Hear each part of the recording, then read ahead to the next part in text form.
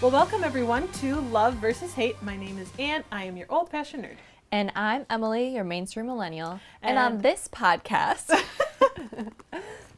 we debate about the things we love and hate. And I am always right. Says Emily. Says Anne.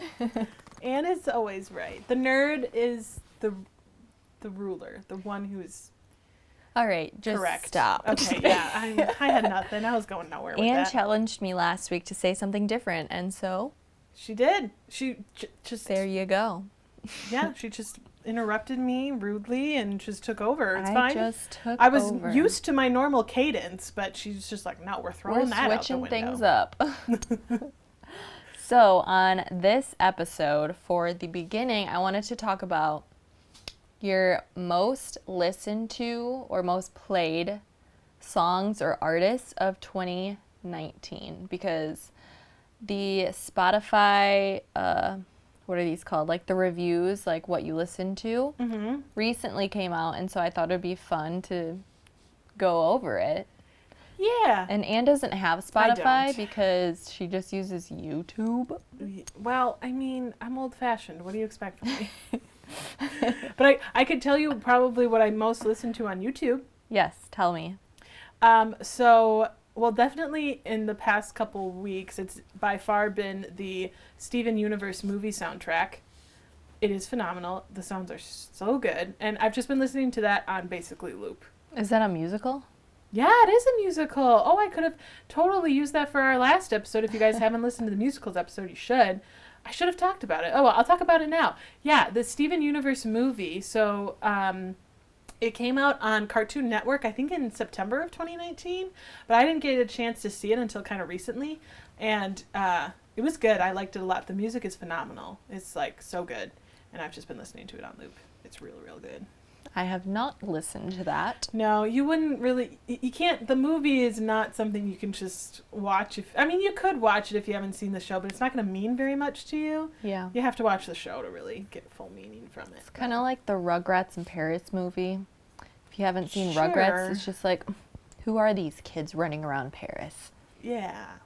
So I've totally seen Rugrats. Wow. That is horrible. I know. Can't believe it. I know. Well, I was looking at my Spotify results, and I guess I've been a member since 2014, which is crazy how much I've paid them. Just kidding. I was wondering how you were going to finish that sentence. And so it tells me that my most loved songs, it shows like the top 10. And this, wait, just to clarify, this is over just 2019? Yes. Okay, continue. These are my top 10 songs, and only one of them is not the Taylor Swift Lover album. Yeah. What is it? I think it's Want You Back by I don't even know who. I'm pretty sure that's my most other played song because it's the first one on my 2019 playlist, so whenever I play it, that song always plays first. Is this 2019 playlist something you made? Yes. Oh. And is it only Tay-Tay's Love album? No. Plus that There's one like 200 songs on there. Oh. Or so. But you only listen to Tay-Tay's album. Well, when it came out, you just have to listen to it over and over and over and over and over and over and over and over and over again so you know all the lyrics. Okay, that's fair, because that's exactly what I did with the Steven Universe movie Yeah. soundtrack. So, okay. So I'm not judging you anymore. my artist of the decade, which is 2014 on, Yeah. is Ariana Grande. Oh. Which- Not Tay-Tay? No, surprisingly. Actually, no, it's not surprising because Taylor Swift just allowed her music to be on Spotify, like either earlier this year or last year. Oh, really? Mm-hmm. Oh, yeah. I think you were telling me about that. She was having some kind of tuft with some kind of Yeah, tough she's very whatever. particular, but for anyone who doesn't know, and I just want to personally congratulate Taylor Swift on being the artist of the decade and the artist of the year. That's kind of crazy. Yeah. What else did she get? She got more stuff, didn't she? She also became the first person, or not the first person, but she is now the person who has the most American Music Awards. Oh. She beat out Michael Jackson this year. Oh. I think she has like 26 awards. It's all fan voted, so Oh. you know it's real. I didn't vote for her though, so sorry. So it's not real, Emily, because Well, some fan didn't vote. just imagine how many more votes she would have if people actually all voted. Oh, fair. But Well, I probably wouldn't have voted for her, so. wow. Okay, and then my top artists of 2019 were Taylor Swift, Ariana Grande, Charlie Puth, Julia Michaels, and Little Mix, which I feel so blessed because I've seen all of these people in concert except for Charlie Puth, Wow. which I love Charlie Puth. I would totally go see him in concert. Charlie Puth, come to Wisconsin. And my top songs are all Taylor Swift Lovers album. The top one is Lover, which I can't believe it's not Death by a Thousand Cuts. Because in your heart, that would be your pick. Yeah, Not based on some algorithm from Spotify. yeah. And then it says my top song of 2019 is FU, which I don't even know what song that is, so I don't think that's correct. And then my Okay. next one is Say Love, which is by JoJo. Do you know who that is? Jojo. No. That's from the Powerpuff Girls. I know. That was a reference to an earlier episode. And then my next one is Red Love. I which don't is know. Everything Pia you're Mia. saying to me is basically foreign And then my words. fourth one is Never Be the Same by Camila Cabello, which I talked about last episode. I talked about her in our duos. You did? Shawn Oh. Mendes and Camila Cabello. Oh, yeah, they Uh-huh. did the Senorita Yes. song that I probably haven't heard and probably still haven't heard. And then the last one is Dangerous Woman by Mrs. Ariana Grande. I know Diva. Ariana Grande, Arianda. Ariana Grande and Tay Tay. That was like basically it from your whole list. So sad. I've heard you mention these names, but I don't know who they are. I probably heard their music. Probably. Not acceptable. You Well- probably, actually, I don't think that you probably would have heard JoJo or Pia Mia. Well, that was a fun little intro, seeing Emily's look back on her year. All I can say is Steven Universe soundtrack, man. Have that on repeat. Although I have started to mix in a little bit of Frozen. Yeah, I saw her listening to it I was, yeah. on YouTube. But anyway, this episode, I don't think we mentioned it before. We're actually talking about our favorite books. Well, some of them. I mean, there's a lot, and it's hard to cover all of them. But we're talking about books this episode. And So- would you consider yourself a book nerd? No. Just an old-fashioned nerd. Just an old-fashioned nerd. Yeah. And books, my thing is I wish I knew more, and I wish I was cool and read, like, Socrates and, like, those kind of things, but Ain't nobody got time for that. I know. And, like, what kind of books do you like to read the most? So, I like to read fiction more than nonfiction. I would agree. But I have been reading more nonfiction, like self-help in quotation books. Okay. Why'd you do it like I that? don't know. I just feel like self-help is like, I don't like that word. Oh, okay. Not the book content, just the word. Yeah. Okay. So like Girl Wash Your Face or Girl Stop Apologizing, just like books that help you out. Yeah. But sometimes I'm just over those books because I need a story to like keep me Yeah. captivated. Yeah. And I read for entertainment for the most part. Like Yeah. I like some kind of narrative. I do though. I also like one book that I have talked about on the podcast. I don't remember what episode, but was the library book. Like I genuinely enjoyed that one, and that's not necessarily my typical sort of narrative. Yeah. But it had an overall kind of narrative to it. But I did enjoy that one a lot. So it kind of just depends on the book, depends on the topic, and how it's written, who the author is, and all that stuff. Yeah. So, But for fiction, what's your favorite kind? probably fantasy. Can't deny it. I'm a nerd. I'm old fashioned. Come on, Lord of the Rings. That's totally my least favorite. Ugh. However, I have read Harry Potter. It did take me quite a long time. I'm pretty sure when we first met, you were just finishing it up. I Yeah, think. and I started it in college. Yeah. At the beginning of college. Actually, before college. And we met in what, 2018? I don't know. We've only known each other like a year. Isn't that weird to think Yeah, about? that's crazy. I feel like I've known you my whole life. It's kind of weird. I know. But anyway. But yeah, I started that probably in 2013. We'll just pretend I was waiting for all the books to come out. Okay, I like that. Yeah, we can pretend. I like it. Yeah. I have read Harry Potter as well. I enjoyed. They're fast reads. They're just kind of easy. Well, they were for me. As I was saying, the first book was a fast read. As I was saying that, Emily made a face, and I was like, "Oh yeah, you literally just talked about how it took you 5 years to do this." For me, they were fast reads. Once I picked them up, I kind of couldn't put them down. And I just read through them all in one go. But yeah, the thing for me is I really in my fiction books, I need a lot of dialogue. Otherwise, I get really bored reading just all this description stuff, which is why I think I don't like fantasy, because they have to describe this world and all the things that are in it, and I'm just like, I can't. Oh, it's hard for me to remember all that stuff. Got you. So, but yeah, I think my favorite genre for fiction, I really like romance, but not not like YA. I think I like YA. And then what's it called? Contemporary, I think is what they call it, when it's it could be your life just written out. Oh, okay. It's not super dramatic or anything. Yeah. And then I also have been getting into thrillers. I like memoirs. Memoirs are interesting. Sometimes. That's nonfiction, but yeah. It depends on the person. Oh, well, yeah, for sure. Yeah. But, well, that's some fun facts about the genres we like. Let's talk about the book. Emily, I want to hear about what book you picked that you wanted to talk about this episode. All right. Well, just from looking at this cover without the jacket on it, judge it. What do you think it is? What kind of book? Well, it's just, for the listeners who can't see, it's gray with a black binding and fairly normal-sized print. Yeah.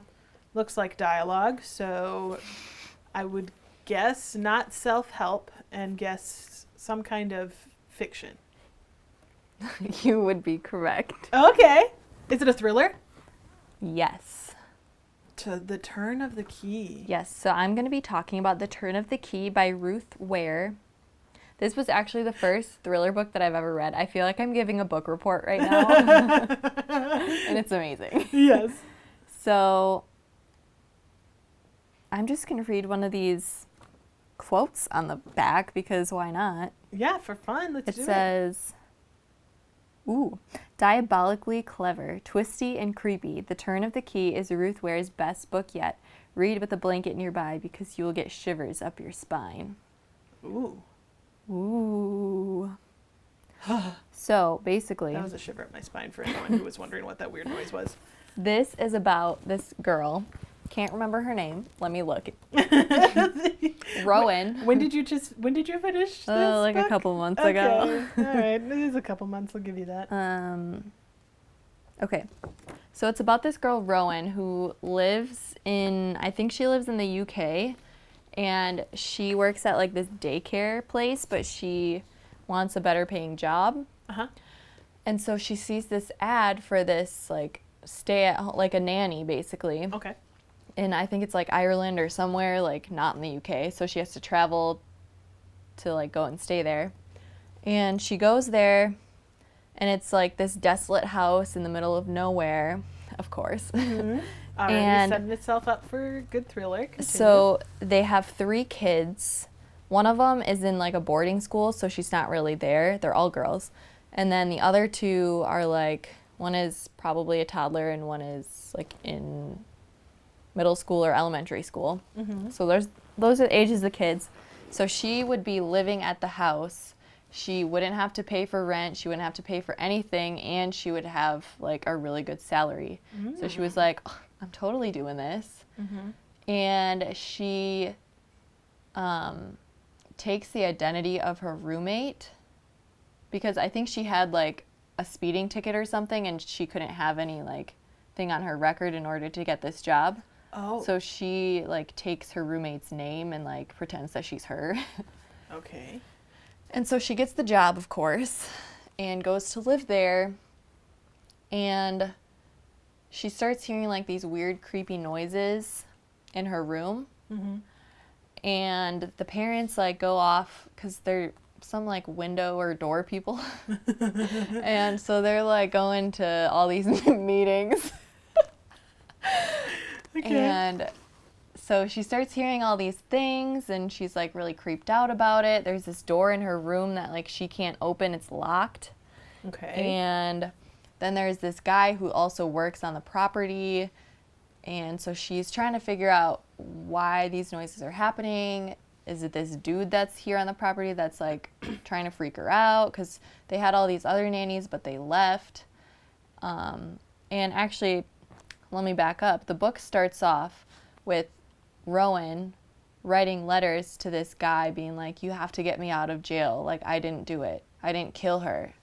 And so right at the beginning, you're like, wait, what? Why is she in prison? Who did she supposedly not kill? Okay. And so then it like, the story is all like letters to this like lawyer that she's trying to get to help her to get out of prison. And she's writing everything that happened, and that's how we're reading it. Oh. And so it's all told in her perspective. Uh-huh. I don't know, should I tell the ending? No, I don't think so. I don't think we should spoil what happens. Okay, well, it's basically, it all leads up to the very end. You find out what happens. Okay, yeah. Who dies, how they died. Okay. Is she really guilty? Or is she? Yeah. Is she innocent? Interesting. It's very good. And yeah, it was creepy. Okay. I wouldn't say it's like shivering spine creepy, but it was really good. I totally recommend. And I'm currently reading another thriller book, but I'm not very far into it. This is my first thriller. Gotcha. So. Okay, cool. I probably won't read it, but I hope one of our listeners does. I'll read it to you. Just kidding. Okay, maybe. For my pick, I wanted to talk about, well, at some point, the next time we do a book episode, I'm going to have to talk about some cool graphic novels, because that's much more of a nerdy thing. Ooh, yeah. I've read one. Ooh, yeah? Ooh, okay, well, we'll save that for next time. Okay. I'm very curious, though, but I won't. I'll give you a hint. I read it for school. Oh. Can you guess?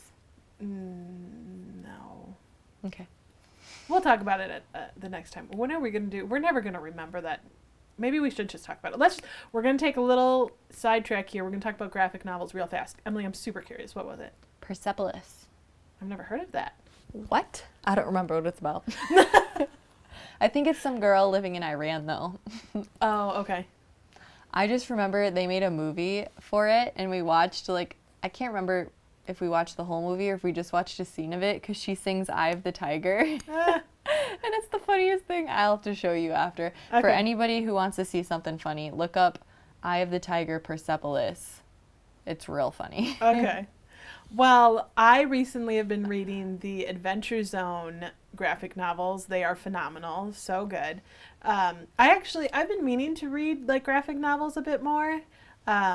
Mostly because my siblings, they're really huge into graphic novels, and so after reading the Adventure Zone and owning those books and like loving those, I was like, I think I could totally like these. So if there's any nerd listener out there and you have a graphic novel to recommend, please let me know, because I've been trying to read them more. But the Adventure Zone, just so good. I'm so excited for Petals to the Metal. You have no idea. 2020, July, I'm pretty sure, is when it comes out. We're going to talk about it when that episode airs. Emily is making a... Are we still going to be recording? Just kidding. Well, I should hope so. Is a graphic novel the same thing as anime? No. But, well, I guess it's sort of, you would say... Manga. Manga. Good job, Emily. You were close. I see it at the library. I love the library. Yeah, the library is cool. It's a cool place. If you want to know more about libraries, you should read the library book. Anyway, I would say that it's a form of graphic novel, because it's kind of, but it's not a typical what you might think. Because they're kind of like comic books as well. Like comic books are also kind of a form of graphic novel. But when I say graphic novel, I guess I'm picturing something that's a little more standalone. Whereas like manga and comic books, they're like a series, which I guess technically the Adventure Zone kind of is too in a way. But, like they're more of like a serial graphic book. I don't know. Maybe. So you have to read them during breakfast time. I guess. You're so funny. Anyway, that was our quick graphic novel plug. But for my other nerd book that I want to talk about, and I already know that Emily won't like it, and I doubt she would ever read it, but it is The Martian by Andy Weir. Have you heard of it? Yes. Because I've told you about it. It's so good. Do you know what a Martian is? I wasn't going to ask you that. Do you? Are you asking me, Do or are you you just know? mocking me? She's just mocking me. She's being really rude right now. Do you know who the Martian is? Well, I mean, I do, but I don't think Do you you do. know the Muffin Man? Why are you being so rude right now? I sat so nicely and listened about your thriller book.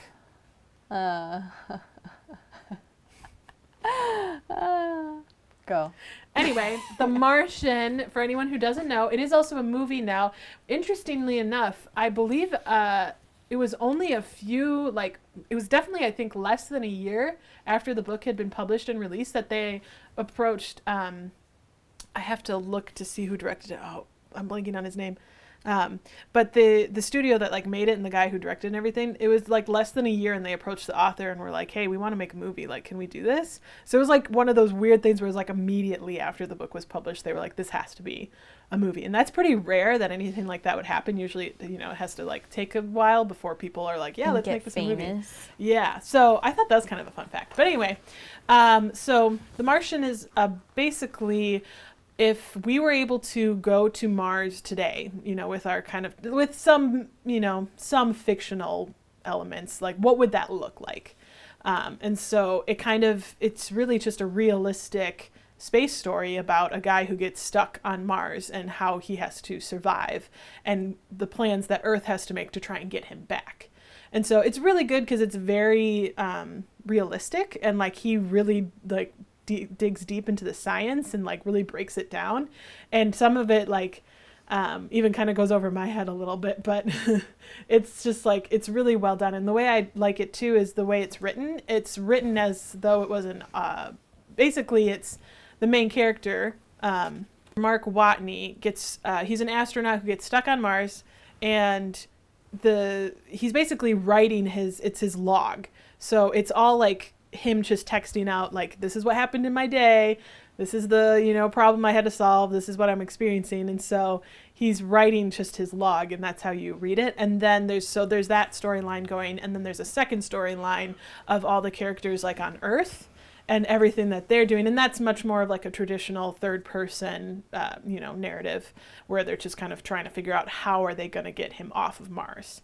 So it's really good. And I read an interview where they talked to the author Andy Weir about the science behind it all, and how accurate is it. And the funny thing is for the most part, it's actually pretty accurate, all the science behind everything. The biggest fictional thing was the reason that he ended up getting stuck on Mars was that there was a giant windstorm that was going to push over their MAV, which was their, I forget what MAV stands for, but it's basically their ascent vehicle. Mars Ascent Vehicle, that's what it stands for. So that was going to that was what was going to get them back into space and get them back to their ship that would take them back to Earth. And because this windstorm was pushing it over, it was going to tip. And if it tipped, they were done for. There was no way they're going to be able to get it back up. And so because the winds were too strong, they had to evacuate. And during that evacuation, an accident happens, and Mark gets left behind, basically, on accident. So anyway, the thing that was the most fictionalized and was this windstorm, and that on Mars, wind would never actually be able to get strong enough to tip something like the Mars Ascent Vehicle over, because the winds just don't get that strong. So I kind of thought that was funny. The one reason of why he got left behind probably would never happen. So that was kind of just interesting. But other than that, it's pretty accurate. So I think it's really cool. It's a good book. Emily would hate it because she hates everything space because she's a crazy person. Wow. I'm sorry. Hey, there's lots of other people with me. Raise your hands, guys. Don't see any.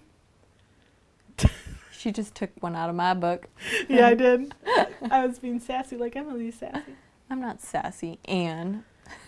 Well, I recommend to our listeners, if you need a new book and you like anything space, it's a good one. It's a fast read. At least I always read it fast because, the thing I like too, Mark Watney is a really fun character. He's very resourceful, very funny, and just got a good humor, and he's just fun to like read about, and just, he's just a good character. So. And if you like enjoyable books, you should totally check out my pick, The Turn of the Key. Martian is super enjoyable. It was so good that they made it into a movie like less than a year after it came out. Is there a movie for The Turn of the Key? No, not yet. Did not think so. Also, the movie stars Matt Damon, who does a phenomenal job as Mark Watney. Highly recommend. Oh, Ridley Scott. That was the name of the director. I had said that before and I couldn't remember. I'm like 99% sure Ridley Scott was the guy who directed it. So it's really good. He's a really good director. Anyway, Yeah, he is. You don't even know who that is, do you? Yes, I do. Who? I was a film minor, Anne. Yeah, okay. Name one other film that he's directed. I can't remember. Yeah, I didn't think so. But I know that I saw lots of his stuff because I remember my professor really loved Ridley Scott. He's good. I like him too. I don't really know films by their directors, so except for Steven Spielberg. Yeah, I'm trying to get better about that. Sometimes I struggle too, but I'm trying to get better about that. But anyway. Or what's that guy's name? Tarantino. Quentin Tarantino? Yeah. Yeah, there's some, this is just a quick side tangent because, that's kind of been part of this episode. That's part of the... It's what we do. It's what we do. The thing I like about Quentin Tarantino films is they're very stylized and you can tell like a Quentin Tarantino film. That's also why I really love Wes Anderson. You can tell when it's a Wes Anderson film. Do you know who Wes Anderson is? A director. Correct. Can you name one of his films? Brokeback Mountain. No. I wonder if have you seen Fantastic Mr. Fox? Nope. Did you see Isle of Dogs? Yes. Oh, that was Wes Anderson. You didn't like it though. No. Yeah, okay. Now I want to know who directed Brokeback Mountain. I have no idea. Let's see. Brokeback Mountain was directed by... Oh, Ang Lee. Since you're at it, can you just double check that it was Ridley Scott? I'm like, that 1% of me is worried that I'm wrong. Yeah, it's The Martian. Was. The Martian was Ridley Scott. Boom, nailed it. Also Blade Runner, Gladiator. Was it the original Blade Runner? I can't remember if he did. 1982. I don't think, did he? No, he was a producer, sorry. Who directed 2049? Adi K? Oh, no. He did that one too. He was the executive producer. For 2049? Yeah. Okay. Dennis Villeneuve. Yeah, I wouldn't have known that. Well, who was that other guy? I don't know his name. I just remember it's kind of like Villeneuve or something. This isn't a director's episode, so we're going to stop. Yeah, maybe we'll have to do one. Apparently we have a lot to talk about on it. Anyway, or maybe I do. I don't know about Emily. You were a film studies minor. You could talk about it. Bradley Cooper. A Star is Born. He was the director. He was? Really? Oh, I did not know that. Mm-hmm. Oh, okay. I watched the 30-minute behind the scenes after I watched the 2-hour movie. I love behind the scenes. I love behind the... Oh my gosh. We both love something. Oh, yay. I love when this happens. Who doesn't love behind the scenes, though? Who doesn't, though? If anybody is listening, please tell us if you hate behind the scenes and why. Yeah, why? Why wouldn't you? It's so fascinating. Yeah. You learn so much. Have you ever watched any of the behind the scenes of Lord of the Rings? That's the whole reason, a good chunk of the reason why I wanted to do like filmmaking in the first place, because they did like, if you get the extended versions of Lord of the Rings, they have hours and hours of behind the scenes, and it's all fascinating, and I've probably watched all of it like multiple times, and it's all so good. And I don't love it. think so, but I've seen part of the making of Game of Thrones, and that is crazy to me too. Oh yeah, I'll have to show you some. You would actually enjoy behind the scenes of Lord of the Rings. Like, I know that's not your thing, but like the amount of work and stuff that they put into it, and just actually, like that would be my thing. But it the would actual watching of the movie would probably not be my no, thing. but you would love behind the scenes, because like even the miners, like they talked about the armor of one of the characters. Of one of the King Theoden. Like on the inside of his breastplate, they made this beautiful like ornate sun like decoration but you never once see it in the movie. But like the actor talked about how like it just immediately made him feel like a king, even though it wasn't something that, you know, that was ever going to be seen, but it was just the props people who created this, and Weta Works, phenomenal. It just was, they couldn't leave that detail out, you know, because that they were just so dedicated to making this as authentic as they could and like as real as they could. And like it's just like those minor details that you don't think about. Or there was even like guys who made the chainmail. They used like real chainmail for the movies. They had like 2 guys who made like all the chainmail for all of the extras and all of the characters, and they literally like wore out their fingerprints because they had to link individual chains for all of it. I don't even know what chainmail is. I thought chainmail was an email. You don't know what chainmail is? No. Did you read anything about the medieval century at all? About armor or anything? I guess no. Yeah, no, okay. Well, I had a European history class. I'm starting to understand why you wouldn't know about chainmail. Okay, that's fine. Well, chainmail is a type of armor that's literally just individual chain links, like you just link rings. I'm really sorry, Mrs. Z, if you taught me that and I just forgot. Okay, well, anyway, we can wrap up this was a book episode. It really ended up not being a book episode in a way. We went off on a lot of tangents, but that's okay. We did talk about a couple books, though. It's fine. Yeah, it's fine. It's fine. We should talk about book-to-movie adaptations, though, in a future episode. Ooh, yeah, that's a really good idea. I have a great one. And honestly, there are a lot I could talk about that I don't like, because like the book is almost always better. I don't know if I know an exception where the movie isn't better. You think that all the Harry Potter movies are not as good as the book? Yes. I don't remember them, so. I mean, I'm not saying that the Harry Potter movies are bad. They're just not as good as the book, you know? Yeah, there's a thing where like you as the reader get to create everything in your head, and so it's like so fun. Right, and it's so personal. Yeah, and so when you see a movie and you're like, excuse me, he does not look like that. I know, and he does not act like that. And yeah, it's me, this was not in the book. Exactly. You get very you defensive. just get it's like the book was yours, and then the movie just like didn't do it justice. Okay, we need to save this for, otherwise we're not going to have anything to talk about when we talk about that. But we'll put it on our ideas board. Speaking of ideas, listeners, if you have an idea for us, or if you want to just give us any kind of feedback or comments, please hit us up on our social. We have Facebook, Instagram, Twitter, YouTube. And we also have email because we love chainmail. Knee slapper. Which you can email us your ideas or feedback or questions or ideas. Did I already say ideas? I believe I did. That's okay. But you can email them twice to us at our email, lovevshatepodcast@gmail.com. Yeah, hit us up. And thank you guys so much for listening. But to finish us out, Emily, I want to know, what is your life lesson? My life lesson is to judge a book by its cover. Because usually you'll be right. Okay. What's yours? My life lesson is, if you write a book and somebody is immediately interested in it to make a movie, get Matt Damon and Ridley Scott to act in it, because you'll get a lot of money that way. Ridley Scott acted in it? Well, I'm to direct, and Ridley Scott to direct it, Matt Damon to act in it, and you'll probably have a movie blockbuster, and you'll make a lot of money. Probably.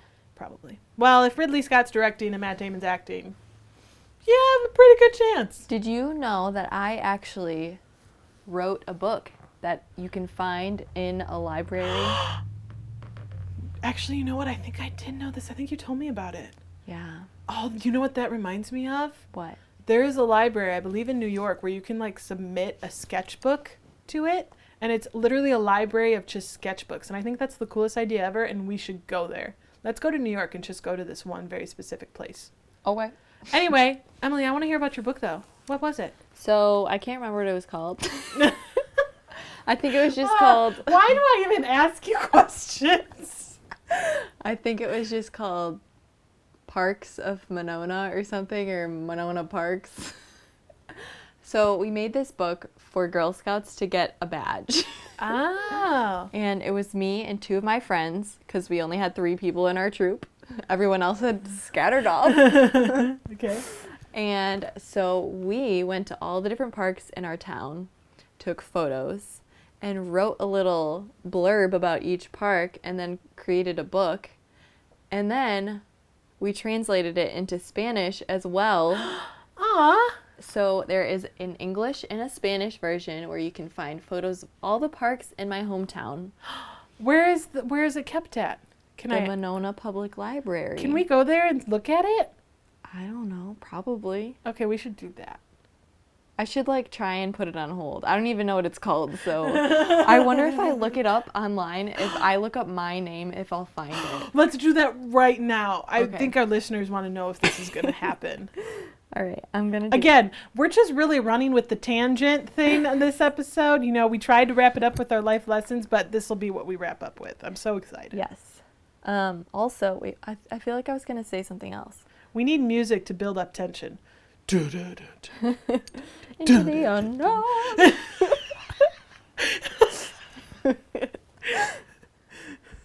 Okay, let's see. I'm typing in my name. Drum roll, please.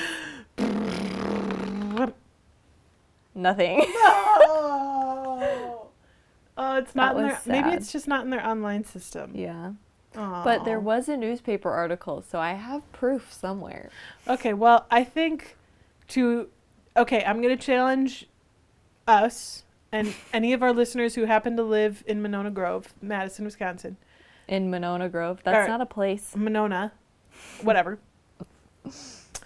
Go to the library, and if you can find Emily's book, please tag us, post it on your social, tag us Love versus Hate, and I want to see this proof. You'll probably find some photos of me in high school or middle school. I can't remember.